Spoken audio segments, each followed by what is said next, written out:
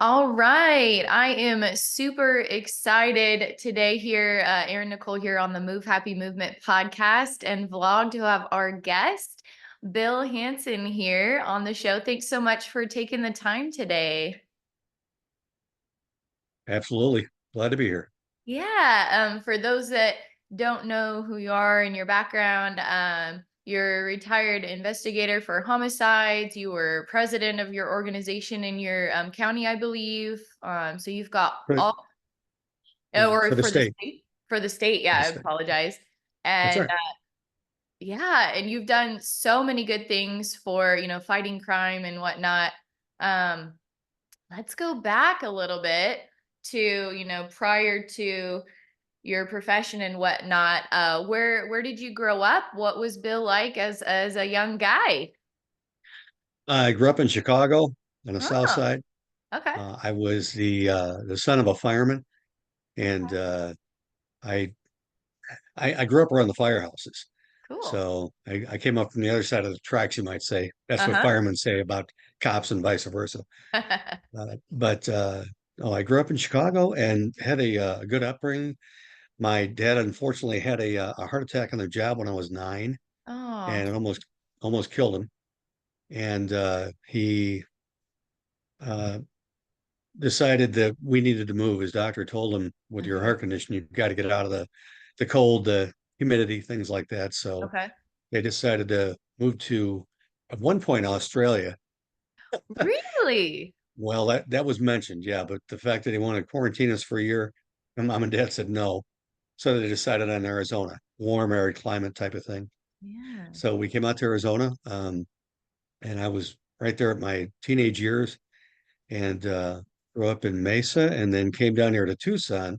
Okay. Um, we came down here for my dad. He came down here for a bypass surgery Okay. and never made it out of the hospital, unfortunately. Ah, Ended up flying him to Palo Alto, and he died when I just had my 17th birthday, and he ah, died a few days later. wow, I'm so sorry to hear So that.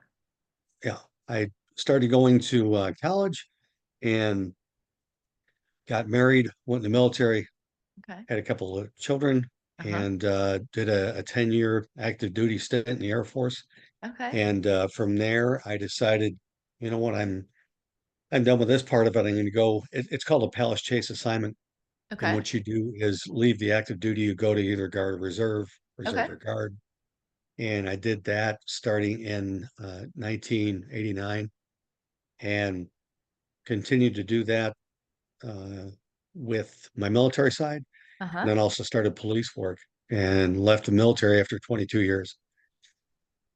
Ah, So I had that background behind me too, and then I finally finished up my law enforcement career.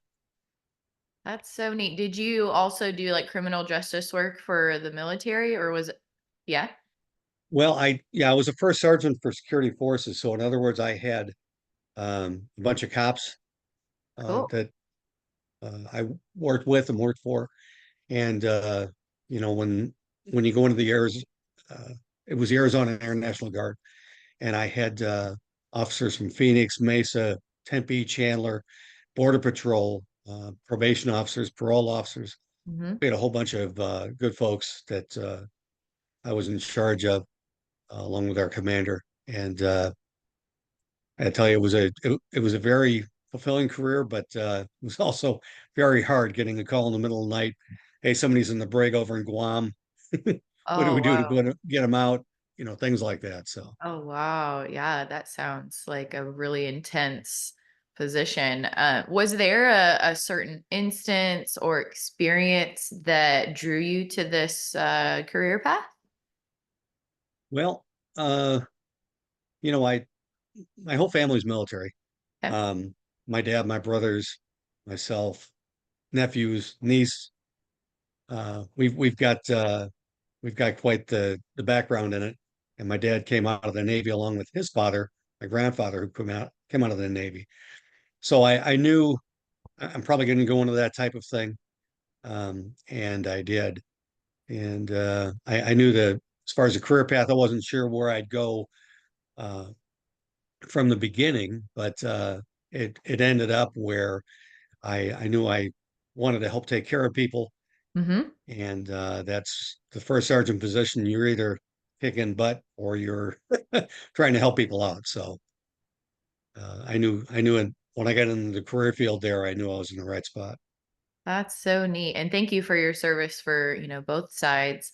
Sure, Um, so one of the pillars of Move Happy is about mindset and how that plays a key role in helping us with our attitudes, our performance, mental performance, and whatnot. I imagine it was challenging. Some days maybe a little more challenging than others, both in the military and then as a homicide investigator and whatnot. What are some strategies or tips you might give to someone that's looking to get into that career path, or maybe is currently in that field right now, to keep a positive mindset despite, you know, all of the, I guess, trauma you're experiencing, or, you know, sure, death you're sure. looking at on a daily basis? Right. In the military, the thing that helped me out a lot was working out, Okay. whether it be lifting weights, running, trying to free your mind from some of that stuff. Because if you sit there behind a desk and never leave it, it'll get to you. Mm-hmm. Uh, my commander and I, this is after September 11th, 2001, we all got recalled. And I retired 2 days earlier than that, but Oh, they wow. tore up all my paperwork and I was in stop loss. Oh, wow. So my commander and I, we played jazz all day long just Mm. to get people to kind of lose interest in the TV because all they kept showing, and it was so terrible to see all Uh, the planes crashing and people jumping out of the buildings, things like that. And we wanted yeah. to try to get them in a different mindset. I mean, Mm-hmm. we're sitting there with weapons on.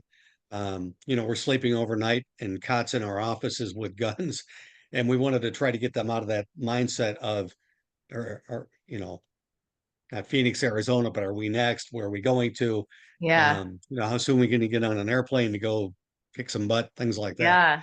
Yeah. Um, but we played jazz a lot, and we tried to get them to do things. And we went out there and, um, reestablished our perimeters and things like that, just to Mhm, get them to do something. Because mhm. just to sit there and look at that TV and watch this over and over and over, and since Pearl Harbor, we haven't had something this terrible happen Yeah. to our country, Mhm, and it was pretty bad trying to get out of that mindset. But again, I got them to put in your running stuff. Let's go running. mhm. Go work out. Let's try to Yeah. get everybody to chow. Make sure they're getting relief. Make sure they're not just listening to the radio or looking at that TV. Make Yeah. sure they're out there doing something, instead of the the doom and gloom type of thing. Mhm. In law enforcement, it's kind of the same thing. I was in homicide starting in 2000 until I retired in 2016. I was turning in my cold cases on Mhm. homicides. So quite a long time to be able to, uh, fortunate enough to be in that, but also unfortunate enough to have to view that day in and Yeah. day out as far as death, because we just didn't handle homicides. We handled suspicious deaths. We handled Mm. officer involved shootings, officer Okay. involved murders, in custody deaths, things like that, hangings, ODs. I mean, you name it. Mhm. So what we would try to do also is to get into that mindset of go work out. Let's go to the gym, let's go run, let's do something else other than getting in that bottle and Yep. trying to put away the pain and the agony, with booze and alcohol. Yep. And back when I started, I did this for 26 and a half years, and that was over 30 years ago. And back in the day, it was, hey, let's go to the bar, let's go do choir practice after a shift, which helped out a lot because you're able to go in there and you're able to talk to other cops about things that bother you, things that affect you, things like that. Mhm. The only thing is though, where it's at the bar and you're pounding that every time. Let's go to the bar, let's drink, let's Yeah. talk about this. Dr. Robert Bell Martin helped us out a lot in our academies and things where he said, you're going to get into that trend where you are low, and that's at home. Then you build it up, and that's going to work. And then you start coming down that curve, and it's going home again. And then you're going to work, and then you're going home. And then, when you run into that bell curve where Yeah. all your excitement and all your pleasure is at work. It's not at home. It's not talking to your wife, talking Yeah. to your spouse, talking to your significant other, your Hmm. partner, whoever it may be. It's I'm at work. I'm with the cops. I'm happy. Yeah. And he wanted to get us into a middle, bell curve on that where we weren't always thinking about, okay, I'm excited because I'm going on a call out. I'm excited because I'm going to work. I'm excited because I have a court case Yeah. that's a big court case, or I'm doing a presentation at the academy. Hmm. Um, he wanted us to get that middle ground in there where you're talking to your spouse, your significant other, you're doing things. You're not going to the bars all the time. If you want to do that once in a while, that's not a bad thing, Hmm. but don't make that your only outlet. Yeah. And it helped us out quite a bit. And I remember that from the day one in the academy when he came out and talked to us. And I'm still friends with him on LinkedIn and things like that. Cool. And all those things still resonate and ring true for us because we want to make sure that we have a healthy outlook and not crawling into that bottle because I saw way too many friends do that. I Yeah. saw way too many friends commit suicide out of the Hmm. military and in law enforcement. Hmm. And, a lot of times where you don't see they need the help, you don't see that they're asking for things after they pass. Yeah. Then we start going, you know what? If I would have looked at this differently, I would have seen Yeah. all the different warning signs and signals and bells and whistles. Yeah. Yeah. I'm sorry, I don't know if I answered your question, but You I did. went No, off that on was a tangent. beautifully stated. I think great points. In the beginning, you talked about exercise and movement, the social aspect, getting into, if you're married or your significant other, maybe finding things to do with them, which really is a great kind of transition to our second pillar of Move Happy is about our social connections, our community, whether it be, our friends, our coworkers, our significant others, those play a huge role in our mental health, in our attitude towards life. If we're hanging around, negative Nellies all day long, probably not going to be so good. And if we're hanging around people that are, positive and contributing and challenge us to, be better humans, that's great. Or if we're isolating ourselves, that's not good either. Um, what strategies have you learned connecting with maybe other professionals in the field or outside of work that have helped you in your career and also personally to keep that positive mental health through the community that you've connected with, whether it be people that you're related to or friends or whatnot. Right. And I think I could go back to the fact that um, when we went through our academy, when we went through that bell curve and information on that, we found out, listen, your only friends shouldn't be cops. Yeah. You should have a wide array of people you talk with and Hmm. visit with. Don't make it only about cops. Or if you're a fireman, don't make it only about firemen or military. Yeah. You only have military friends.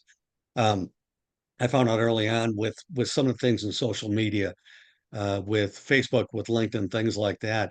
I would start going toward where the cops at, where the military people at, and only connect with them. Hmm. And I found out, listen, you're doing that mind game again. You're going right back to the same thing. You have to kind of have a diverse uh, social connection there, which I do now, and Yeah. that's how we met each other. Hmm. Um, is going through these things and seeing what will help you out and what can um, like in LinkedIn, some of the connections you make. I teach now part time. Um, and we could talk about that a little bit later on, but I teach Yeah. part time now, and I have a lot of connection with a lot of different teachers from all different, from cops, from firemen, from teachers that are out there teaching in college or teaching in high schools. Hmm. We have a daughter that's a teacher in fifth grade. So, and I have a daughter-in-law who was a teacher for a long time in high school.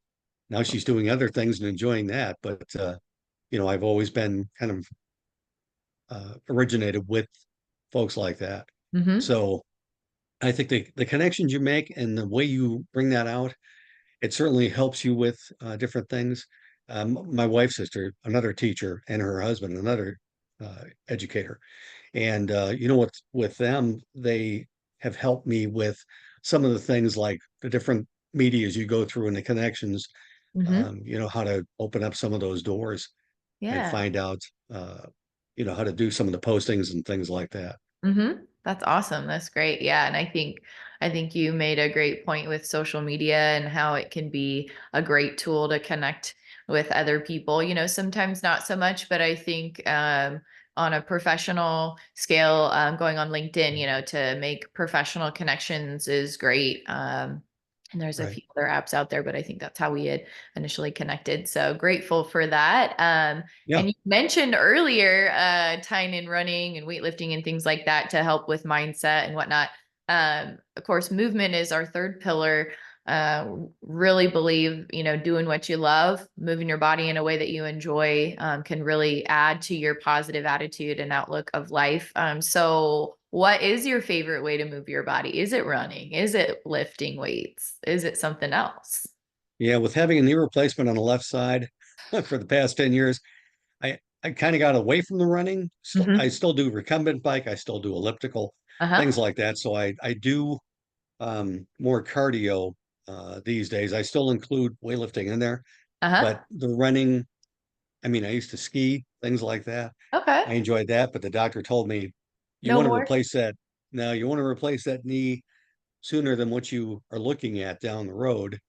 You know, Oh. you may want to curb that and stop doing that with moguls or jumps or any of those fun things, which I love and I enjoy, but can't do it anymore.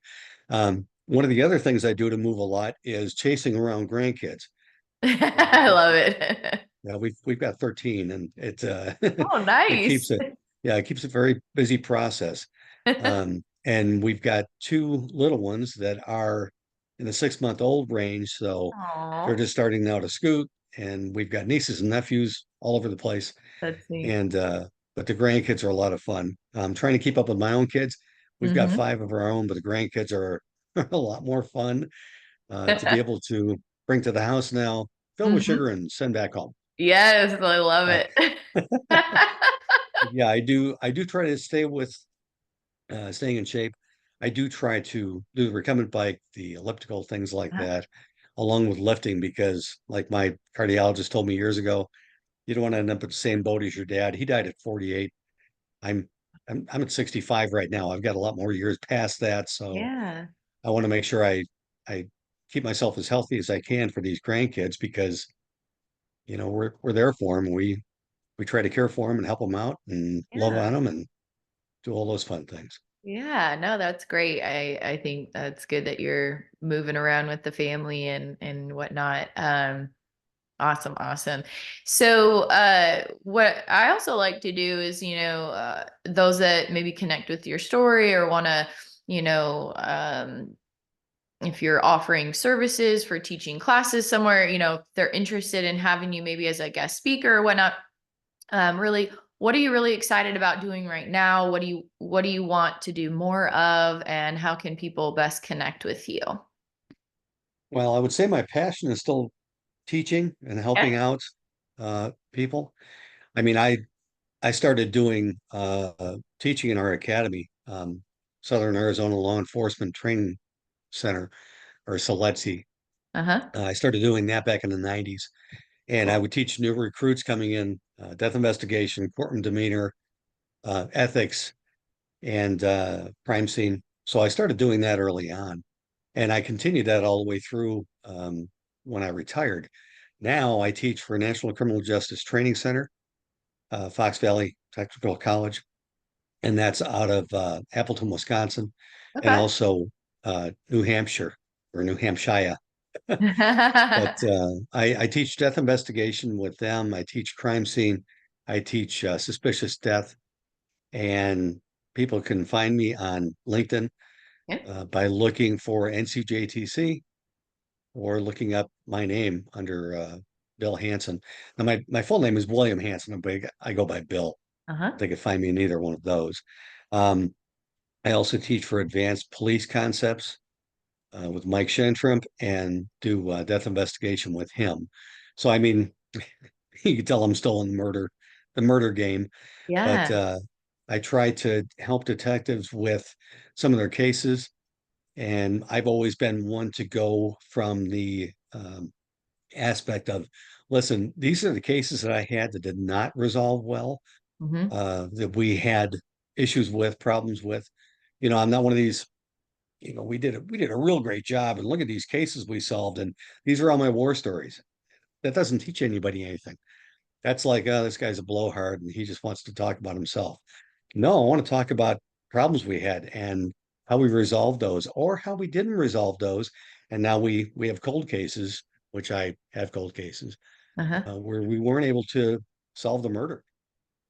And it goes back to the victim and their families. I mean, that's the biggest resolution, is trying to get a solve on these cases, Yeah. bringing someone to justice, put them in prison. And when you can't do that, I tell you, it tugs you at your heart because you can't let that get resolved. And I'll tell you that the reason I got into homicide work, I knew as a kid, I told my dad at 5 years old, he wanted to know what I wanted for my birthday. I said a Dick Tracy snub nose revolver. He's like, what? What about a fire truck? No, I wanted a Dick Tracy snub nose revolver because I wanted to be Dick Tracy. I wanted to be a detective. Yeah. Um, when I was in the military, I was 20 years old, been married for a matter of months, and I'm sitting in basic training and I get a notification to go see my commander. In basic training, you don't have that happen unless you're getting kicked out. And I thought, oh my God, what did I do? I was a squad leader of my unit. I mean, I was doing everything right. Uh-huh. Drill instructors liked me. I didn't understand why in the world I was getting called down there. But when I went down there, I found out that my brother was murdered in an eastern town on the East Coast. Oh. And my family was asking about emergency leave for me. And he asked me, he sat me down. Chaplain was there, first sergeant was there. And I'm thinking, oh my God, I really screwed up here somewhere. Then they told me what happened. And, I didn't know what to say. Yeah. Your brother's murdered. It's like, wait a minute, time out. I'm not understanding this. I couldn't, and I've done this now, being a homicide investigator and talking across that table and telling these families, this is what happened to your loved one. Yeah. Coming on the other side of that table back before I ever started police work was I felt all the emotions. Yeah. You're sad, you're happy, or not happy. I was happy because I was going home to be around family. Yeah. Sad because, of course, he died. Yeah. Um, Angry because how did this happen? Um, Anxious because you don't know, am I going to be rephased in basic training? Am I going to be able to finish this? How long can I take to be gone? Yeah. Um, and they told me if you get back in a week, we won't rephase you, but you have to catch up. Because you don't have, it's not like the Army or the Marine Corps where you've got, you know, a jillion weeks to be in basic training and you go to something else and you can kind of catch up. The Air Hmm. Force, you're a little bit shorter on time. Mm. It's not that much of a basic training. It's pretty pretty skate, if you will. But I went home, I dealt with what happened. That's still an unsolved murder, by the way. Mm. um, and I got back. Everybody that was there was very supportive. Not only my TI, but everybody in the group helped me out. I was able to get through and graduate on time and go to tech school. So, um, you know, some of those things that affect you um, can have a long lasting effect. And that's what happened with the homicide. But again, I'm sorry, I got off track. With LinkedIn, yeah, you can find me under William Bill Hanson. Um, with Facebook, I'm in there under Bill Hanson. Hmm. Under Facebook, I'm a cigar aficionado. In other words, I like to smoke cigars, I like to drink whiskey, but by no means am I an expert at any of this stuff. But I like to be in those type of groups. And then some of the first responder groups, of course. But you'll see me in those type of groups. As far as LinkedIn, uh, anybody that connects, I like to talk to them. Hmm. I'm not a Bitcoin person. I'm not, Yes, same here. you know, yeah, I'm not, seek your retirement. My wife was a financial planner and a good one at that. So I don't have any problems or issues with where I'm putting my money or how to do it. So, Cool. Very cool. but that's where I'm at as far as that social realm. Yeah, well, thank you for sharing that. And, Sure. sorry to hear about your brother, but it kind of shows a different angle too of your perspective. You have the understanding, the empathy because you've been there. And so you can Right. speak from an authentic place when you're Right. dealing with these cases and teaching others Sure. how to be the best professionals that they can be in that industry. So thank you. Thank you for sharing all of your tips and whatnot. I'm sure Absolutely. we could talk more about all kinds of things and whatnot. For those that want to connect with you, I say definitely follow, connect on LinkedIn, Facebook, whatnot. Now for a fun little silly question of the day. What is your favorite superhero character and why? Superhero character. When I was a kid, or are you talking about now? Could be when you're a kid or now, however you want to answer it. Well, when I was a kid, it was probably Dick Tracy because I just thought, this is a guy that solves all the crimes. He, Yeah. has all the gadgets. Um, he's kind of above reproach, whereas so some way I wanted to be in my career. My biggest thing in my moral background is integrity because Yeah. I always wanted to be the person where, whether people are watching or not, I'm doing the right thing, Yeah. according to my morals. And I always felt that he was very high on that. Love When Warren Beatty played him, not so much, that. but with the comics and the cartoons and the paper things like that, that was where I was at. Nowadays, I probably say Deadpool because he just Ryan Reynolds. Ryan Reynolds cracks me up. The Yeah. movie with him and Wolverine with Jackman. I need to go see that. I haven't yet, but just for a fun time and having a good time. Yeah. Awesome. Well, thank you again for being a guest on the show. I'd love to have you back sometime soon. Absolutely. Absolutely. Thank you so much for your time. Yeah.